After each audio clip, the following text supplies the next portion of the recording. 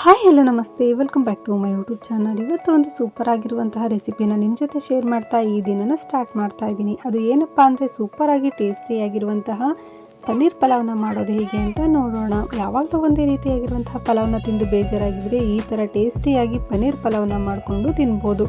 ಹಾಗಿದ್ರೆ ಬನ್ನಿ ಪನ್ನೀರ್ ಪಲಾವ್ನ ಮಾಡೋದು ಹೇಗೆ ಅಂತ ನೋಡೋಣ.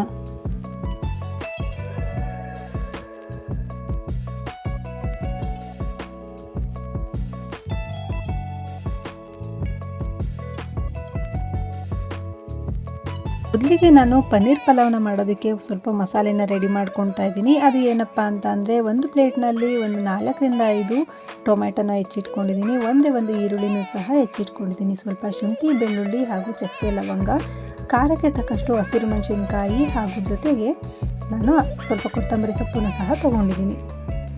ಈ ಪದಾರ್ಥಗಳನ್ನೆಲ್ಲ ಒಂದು ಮಿಕ್ಸರ್ ಜಾರ್ನಲ್ಲಿ ಹಾಕಿ ಅದಕ್ಕೆ 1/4 ಟೇಬಲ್ ಸ್ಪೂನ್ ಆಗುವಷ್ಟು ಅರಿಶಿನ ಹಾಗೂ 1/2 ಗ್ಲಾಸಷ್ಟು ನೀರನ್ನು ಸೇರಿಸ್ಕೊಂಡು ಈ ರೀತಿಯಾಗಿ ರುಬ್ಬಿಟ್ಕೊಂಡಿದ್ದೀನಿ. ಇನ್ನು ಒಂದು ಪ್ಲೇಟ್ನಲ್ಲಿ 2 ಪಲಾವ್ ಎಲೆ, 1 ಹೂವು, 2 ಮರಾಠಿ ಮೊಗ್ಗು ಹಾಗೂ 2 ಏಲಕ್ಕಿ, 1 ಪೀಸಷ್ಟು ಚಕ್ಕೆ, ಲವಂಗನೂ ಸಹ ತೊಗೊಂಡಿದ್ದೀನಿ. 2 ಈರುಳ್ಳಿ ಹಾಗೂ 2 ಟೊಮೆಟೊಗಳನ್ನು ಸಹ ಹೆಚ್ಚಿಟ್ಕೊಂಡಿದ್ದೀನಿ. ಇನ್ನು ತರಕಾರಿ ಅಂತ ಬಂದರೆ ಸ್ವಲ್ಪ ಕ್ಯಾರೆಟು, ಸ್ವಲ್ಪ ಬೀನ್ಸು ಹಾಗೂ ನೆನೆಸಿಟ್ಕೊಂಡಿರುವಂತಹ ಬಟಾಣಿನೂ ಸಹ ತೊಗೊಂಡಿದ್ದೀನಿ. ಇದ್ರ ಜೊತೆಗೆ ನಾನು ಪನ್ನೀರ್ನು ಸಹ ಕಟ್ ಮಾಡಿ ಇಟ್ಕೊಳ್ತಾ ಇದ್ದೀನಿ. ಅಂದರೆ ಮೀಡಿಯಂ ಸೈಜ್ನಲ್ಲಿ ನಾನು ಎಲ್ಲ ಪನ್ನೀರ್ನು ನೀಟಾಗಿ ಕಟ್ ಮಾಡಿ ಎತ್ತಿಟ್ಕೊಳ್ತಾ ಇದ್ದೀನಿ.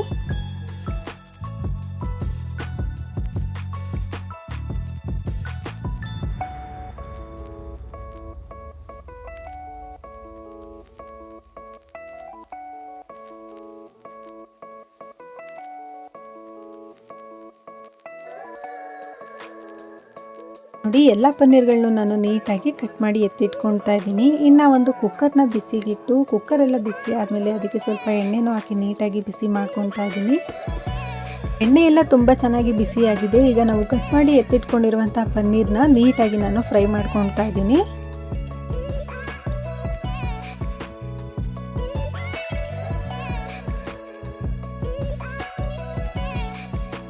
ಪನ್ನೀರ್ನ ಎಣ್ಣೆಗೆ ಹಾಕಿದ್ಮೇಲೆ ಸ್ವಲ್ಪ ಸಾಫ್ಟಾಗಿ ನಾವು ಇದನ್ನು ತಿರುಗಿಸ್ಕೊಳ್ಬೇಕಾಗುತ್ತೆ. ಇಲ್ಲಾಂದರೆ ಎಲ್ಲ ಸ್ವಲ್ಪ ಬಿಚ್ಚೋದಂಗೆ ಅನಿಸುತ್ತೆ. ಹಾಗಾಗಿ ಸ್ವಲ್ಪ ಸಾಫ್ಟಾಗಿ ತಿರುಗಿಸ್ಕೊಳ್ಬೇಕು. ನೋಡಿ, ಪನ್ನೀರೆಲ್ಲ ತುಂಬ ಚೆನ್ನಾಗಿ ಫ್ರೈ ಆಗ್ತಾ ಬರ್ತಾ ಇದೆ.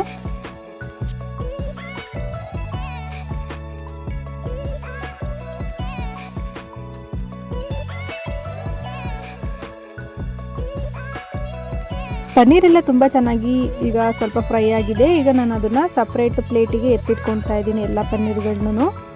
ಅದೇ ಕುಕ್ಕರ್ನಲ್ಲಿರುವಂತಹ ಎಣ್ಣೆಗೆ ನಾನು ಈಗ ಪಲಾವ್ ಎಲೆ, ಮರಾಠಿ ಮೊಗ್ಗು, ಚಕ್ಕೆ, ಲವಂಗ ಹಾಗೂ ಅನಾನಸ್ ಹೂವು ಏನಿದೆ ಅದನ್ನು ಸಹ ಸೇರಿಸ್ಕೊಂಡು ನೀಟಾಗಿ ಫ್ರೈ ಮಾಡ್ಕೊಳ್ತಾ ಇದ್ದೀನಿ. ಎಲ್ಲ ಚೆನ್ನಾಗಿ ಫ್ರೈ ಆದಮೇಲೆ ಈರುಳ್ಳಿನೂ ಸಹ ಸೇರಿಸ್ಕೊಂಡು ನೀಟಾಗಿ ಫ್ರೈ ಮಾಡ್ಕೊಳ್ತಾ ಇದ್ದೀನಿ. ಈರುಳ್ಳಿ ಎಲ್ಲ ಸ್ವಲ್ಪ ಗೋಲ್ಡನ್ ಕಲರ್ ಬರೋವರೆಗೂ ಫ್ರೈ ಮಾಡ್ಕೊಳ್ಬೇಕಾಗುತ್ತೆ. ಈರುಳ್ಳಿ ಚೆನ್ನಾಗಿ ಫ್ರೈ ಆಗಿದೆ. ಈಗ ನಾವು ರುಬ್ಬಿಟ್ಕೊಂಡಿರುವಂತಹ ಮಸಾಲೆ ಏನಿದೆ ಮಸಾಲೆನೂ ಸಹ ಸೇರಿಸ್ಕೊಂಡು ನೀಟಾಗಿ ಫ್ರೈ ಮಾಡ್ಕೊಳ್ತಾ ಇದ್ದೀನಿ. ಅಂದರೆ ಮಸಾಲೆಯಲ್ಲಿರುವಂತಹ ಹಸಿ ಸ್ಮೆಲ್ಲೆಲ್ಲ ಹೋಗಬೇಕು, ಅಲ್ಲಿವರೆಗೂ ನೀಟಾಗಿ ಫ್ರೈ ಮಾಡ್ಕೊಂಡ್ರೆ ಪಲಾವ್ ಮಾತ್ರ ತುಂಬ ಚೆನ್ನಾಗಿ ಬರುತ್ತೆ.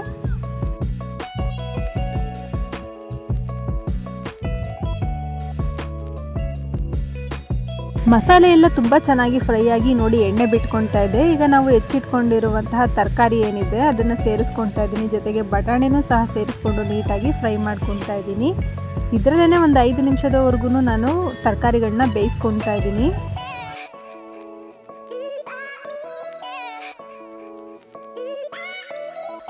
ಜೊತೆಗೆ ಪಲಾವ್ನ ಮಸಾಲೆ ಏನಿದೆ ಅದೇ ಮಸಾಲೆನ ನಾನು ಸ್ವಲ್ಪ ಪನ್ನೀರ್ಗೂ ಸೇರಿಸ್ಕೊಂಡು ನೀಟಾಗಿ ಮಿಕ್ಸ್ ಮಾಡ್ಕೊಳ್ತಾ ಇದ್ದೀನಿ. ಅಂದರೆ ಸ್ವಲ್ಪ ಪನ್ನೀರ್ನ ಮಸಾಲೆನಲ್ಲಿ ನೆನೆಸಿಟ್ಕೊಳ್ತಾ ಇದ್ದೀನಿ. ನೋಡಿ, ಈ ರೀತಿಯಾಗಿ ಮಿಕ್ಸ್ ಮಾಡಿಕೊಂಡು ನೆನೆಸಿಟ್ಕೊಳ್ತಾ ಇದ್ದೀನಿ. ಈಗ ನೋಡಿ, ಚೆನ್ನಾಗಿ ಮಸಾಲೆ ಹಾಗೂ ತರಕಾರಿಗಳೆಲ್ಲ ಫ್ರೈ ಆಗ್ತಾ ಇದೆ. ಜೊತೆಗೆ ಅದಕ್ಕೆ ಹೆಚ್ಚಿಟ್ಕೊಂಡಿರುವಂಥ ಟೊಮೆಟೊ ಏನಿದೆ ಅದನ್ನು ಸಹ ಸೇರಿಸ್ಕೊಂಡು ಫ್ರೈ ಮಾಡ್ಕೊಳ್ತಾ ಇದ್ದೀನಿ.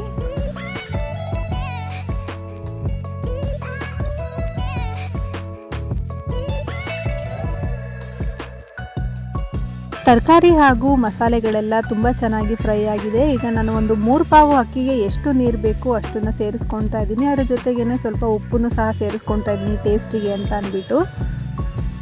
ಈ ರೀತಿಯಾಗಿ ತಿರುಗಿಸ್ಕೊಂಡಿದ್ದಾದಮೇಲೆ ಒಂದು 10 ನಿಮಿಷಗಳ ಕಾಲ ಚೆನ್ನಾಗಿ ಕುದಿಸ್ಕೊಳ್ಳೋಣ. ನೋಡಿ, ನಾನು ಅಕ್ಕಿನೂ ಸಹ ತೊಳೆದಿಟ್ಕೊಂಡಿದ್ದೀನಿ. ಈ ಕಡೆ ನೀರು ಸಹ ಕುದೀತಾ ಇದೆ. ಈಗ ನಾವು ತೊಳೆದಿಟ್ಕೊಂಡಿರುವಂತಹ ಅಕ್ಕಿ ಏನಿದೆ ಅದನ್ನು ಈ ಮಸಾಲೆಗೆ ಸೇರಿಸ್ಕೊಳ್ತಾ ಇದ್ದೀನಿ.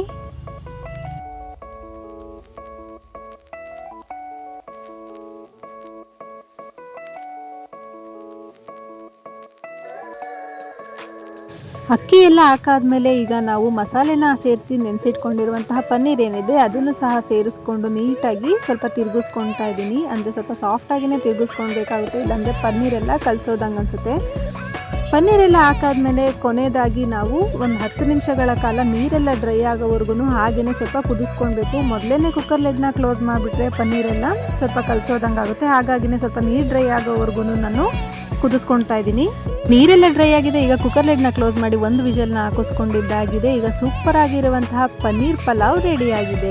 ನಿಮಗೆ ಈ ರೆಸಿಪಿ ಇಷ್ಟ ಆಗಿದ್ರೆ ನೀವು ಕೂಡ ಮನೆಯಲ್ಲಿ ಸೂಪರ್ ಆ್ಯಂಡ್ ಟೇಸ್ಟಿ ಆಗಿರುವಂತಹ ಪನ್ನೀರ್ ಪಲಾವ್ನ ಒಂದ್ಸರಿ ಟ್ರೈ ಮಾಡಿ ನೋಡಿ. ಓಕೆ, ನಿಮಗೆ ಈ ವಿಡಿಯೋ ಇಷ್ಟ ಆಗಿದೆ ಅಂತ ಅನ್ಕೊಂತೀನಿ. ಹಾಗಿದ್ರೆ ಲೈಕ್ ಮಾಡಿ, ಶೇರ್ ಮಾಡಿ, ಕಮೆಂಟ್ ಮಾಡಿ ಹಾಗೂ ನಮ್ಮ ಚಾನಲ್ನ ಸಬ್ಸ್ಕ್ರೈಬ್ನ ಮಾಡ್ಕೊಳ್ಳಿ. ಪಕ್ಕದಲ್ಲಿರುವಂತಹ ಬೆಲ್ ಐಕನ್ನ ಕ್ಲಿಕ್ ಮಾಡಿ. ಮತ್ತೆ ಸಿಗೋಣ ಮುಂದಿನ ವಿಡಿಯೋದಲ್ಲಿ. Thank you for watching.